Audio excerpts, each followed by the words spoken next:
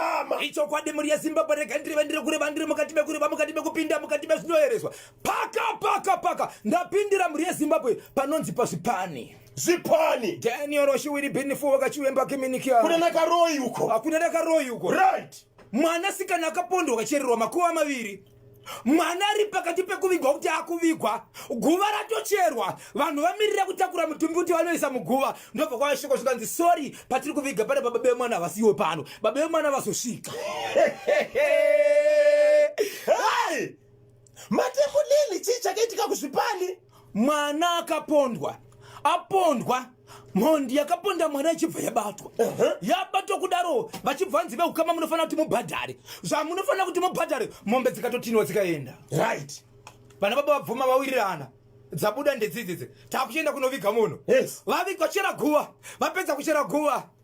Vari pakati pokuda kunoviga zvikanzi wow makasa. Yes. Baba vemwana chaiwo vazosvika. Havasiriyo pamurida kuviga apa. Havasi baba vemwana. Pamurida kuviga apa siripo. Mwana mushakabvu uyu mwana sikana uyu angakura sei? Mwana sikana 7 years. 7 years. 7 years. Amai vacho vapenyu. Amai vapenyu kundokunobva mashokosi. Ende ndong'anga inotaura kuti baba vemwana kana kuti feki baba ndibhozho here kana kuti kajemba. Mwene nchiwo mwana. Agotanga ari kwakajembozo dzaiwa. Bhozho azopindira ndiye mwene wechi. Pakaipa. Baba ndine nyaya ipachinoi. Iye mukadzi akanesera nemurume. Ndokubva azvisungirira. Aine pamuviri. Murume ari mukati mekutongwa kumba, mukadzi ari mumochari ndobva deliver mwana, ndobva zvara mwana. Ari mumochari. Chindoi muriko. Mwana mupenyu. Aiwa mwana akafa. Akabuda pasina kuponeswa. Pekugomera kungoti zvakanzwika muchiro kuti chichadaro vachizotarisa kuona pamutumbi. Patoni mwana ropa rakubuda. Ya. Zvakaoma. Ndine nyaya muri yeZimbabwe. Rega ndibva ngopinda muri yeZimbabwe ndiri mukati mekufamba nekukapedza mukati mekutindimura dziri kuitika matima eZimbabwe. Paka. Ndapindira kana muchiziva pandinoda kutaura nezvazvo pazvipani. Mukomba KB. Yes. 2-3 years ago. Takaita nyaya atikanganwi. Nyaya yemukomana akauraya sisi vake akazowanikwa ine musoro. Right. Achita kavimbiso mari kunoita 400 years. Ndizvozvo. Ndopa nzo same chief same headman. Asi zvosiyana masabhuku. Ndokwacho ikoko. Mwana mukoma KB ane 6 years shops. Ndobva apiwa katsamba kuti enda kushopo kwanhengi unopiwa chakati. Right. Mwana ndokufamba akatenga kupi kumashops. Asvika kumashops. Ndobva azodzoka. Mushure mekuenda kumashops akadzoka asina kuti zvakanga atumirwa kwake kusina. Ende akatuma kushopu inoratidza kuti ishopu inoza unoti mubereke autumi mwana nechikwereti kushopu yausingazivani nevanhu. Yes. Saka nenyaya yekuti vaizivana vakatuma mwana. Mwana achibva ida pashopu zvakatuma akabva zvishaiwa. Ndobva adzoka. Panhu paakatumwa panogona kunge paine 2.5 to 3 kilometers. Asi it's more than 1 kilometer. Mufambo wacho. Pane kasango karipo. Patori nevanhu nematondo vanotofudza mombe ipapo. Tikutukana here. Saka ndiite sei? Sudzurai. Icho kwadi muri yeZimbabwe. Mwana akafamba kubva kumashops. Mushure mekushewa zvakanga atumwa. Ndokutaka kufamba achida kumba amai kumakunde, yekumakunde, amai kumakunde, yekumakunde, chekesa musutu, yekumakunde. Kufamba uko achidzokera kumba. Right. Pakati peroad. Ndokusanga nomwe mukomana. Mukomana wandiri kuti tiri kumuti mukomana. Nenyaya yekuti hana kumboita mukadzi but ane 27 years kubereka. Mwana ane 7. Mukomana ndobva abata mwana uyu. Abata mwana uyu ndokubva amuripe. Time ndokuzofunga kuti mwana uyu anondiziva nekuti vanogara same village. Saka mwana zvanondiziva achanondiripotera nekuti mwana akuvara. Ndobva atora mwana, ndobva atora dombo, ndokukacha musoro, ndokumuisa pakati matombo, mwana atofa. Kuri kumateni kuseni kusvika kuma5 mwana hana kuonekwa. Vabereki kwakuchienda kufamba kutanga kutsvaga mwana vangabona ndokusangana nemukomana aifudza mombe. But vasati vasangana nemufana maifudza mombe, munhu anogara achinzizvo ndiye baba vemwana nekuti mai vemwana uyu vakugara kumba kwavo nokuti vakaita zvokumitiswa havana kugara kumba kwemurume. Daniel Oshiwiri Benifu wakachivemba kemereki asha. Okay. Ndokutumira shoko kuna baba vemwana vaya zvikanzi ko imimi wai ari baba vakati timbotora mwana izvo. Hapana mwana watatora. Hapana mwana watatora kupi? Tatora mwana kupi? Hatina mwana kusvika mangwana kusini mwana asati awanikwa ndokutanga kuchifamba murodi ndokusangana nemukomana wemombe chikanzi inini mwana ndakamuona but pandakamuona akanga totarisa zvokuti akuuya kumba munguva dzakati sei pane mukomana wandakazoona panzvimbo ipapo ine aitofambawo munogona kumubvunza kuti haana kuonawo mwana here nokuti panga pane mwana nepanga ari vanga vari padhuze nadhuze ini ndinda ndiri kuri. Mukomana uyu mufudzi wemombe akaziva here zita romukomana akaonekwa ari padhuze nemwana? Anotomuziva, anotonogara muzinhu, anotoziva ndinenge. Alright, vanhu vakati ngati munotsvaga vachinotsvaga mangwana kuseni pamatombo ari kuona pane chi mwana akatofa aripo.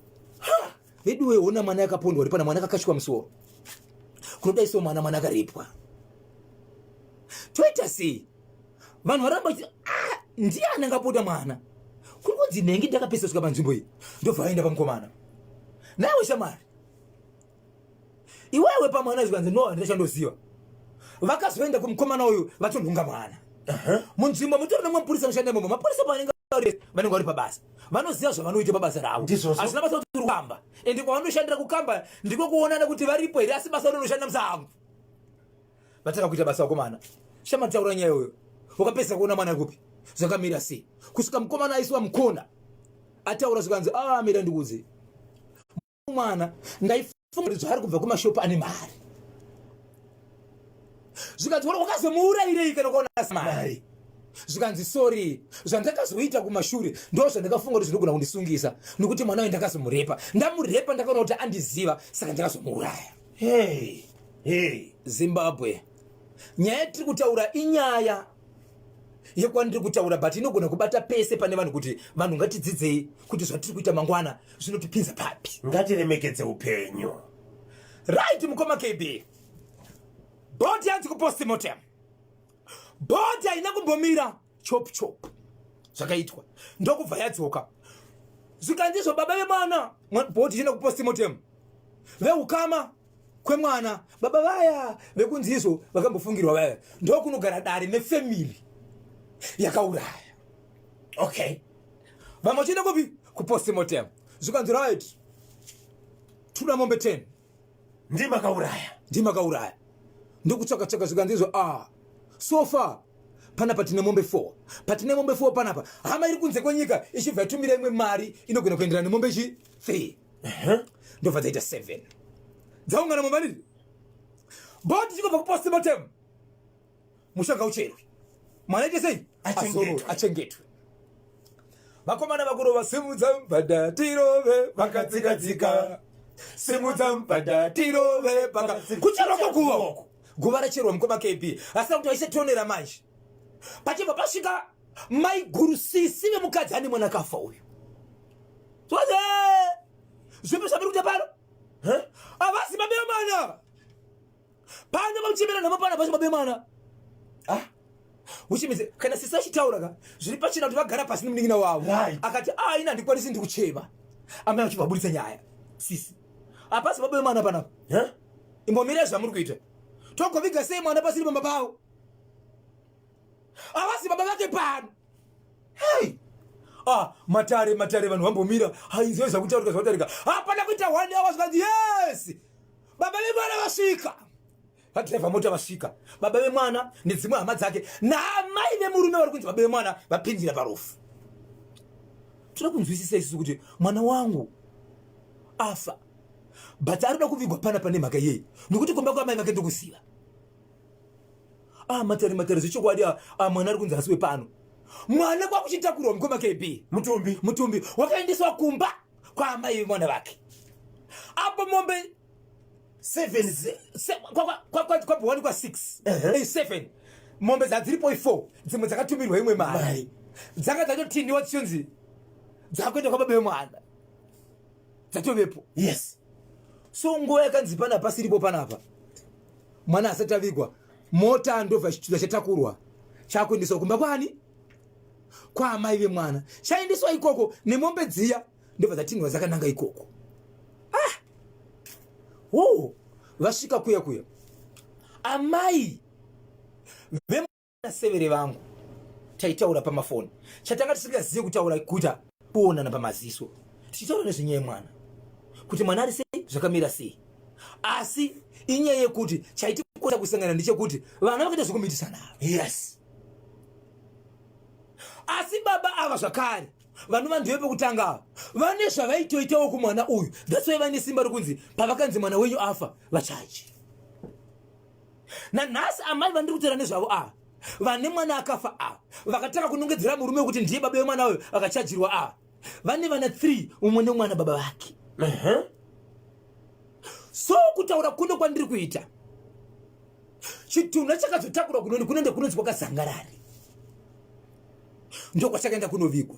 Mambo vachibva vashevedzera kuti izvo guva ngarifutsirwe, asi tiri kuda mombe 2 pakufutsirwa kweguva iri. 1 2 ambuya vakamboita ambuya vekutanga pamwana uyu vane mukicheni maichemerwa mwana uyu vana baba vakazonzi izvo havaziriwo baba vemwana zvikanzi hazviite zvekuti mumba mangu munochemerwa mutorwa kuti mwana achemerwe pano unganga mukadzi ndiye anotaura kuti baba vemwana ndiava. Yes. Saka kuti mwana uye pano mukadzi ndiye akataura nhasi ndiye zvakare ataura kuti pana pasi pamba pavo, asi mumba mangu makachemerwa mweya usiri wemo ndoda mombe dzava 3.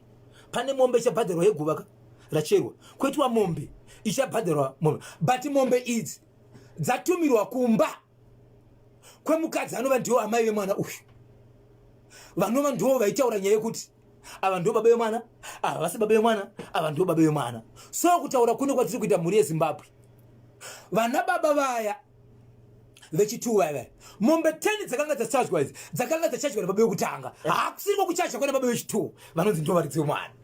Baba vechitu vakazouya vachiti mwana wangu vakazochaja mombe ngani. Ndobva vashevedzera kuti mombe dzandiri kuda pamwana wangu ndiri kuda 15. Hey. Vari kuchaja kumhuri ine mukomana kuti murume akauraya mwana. Vakauraya vaya ndiwo vachiri kungochajwa. Ndiwo vari kuchinjaniswa pakuchaja chikonzero wavari kuchajwa wavakaponda ndiye 1 asi kuri kuchinjana ndokwana baba.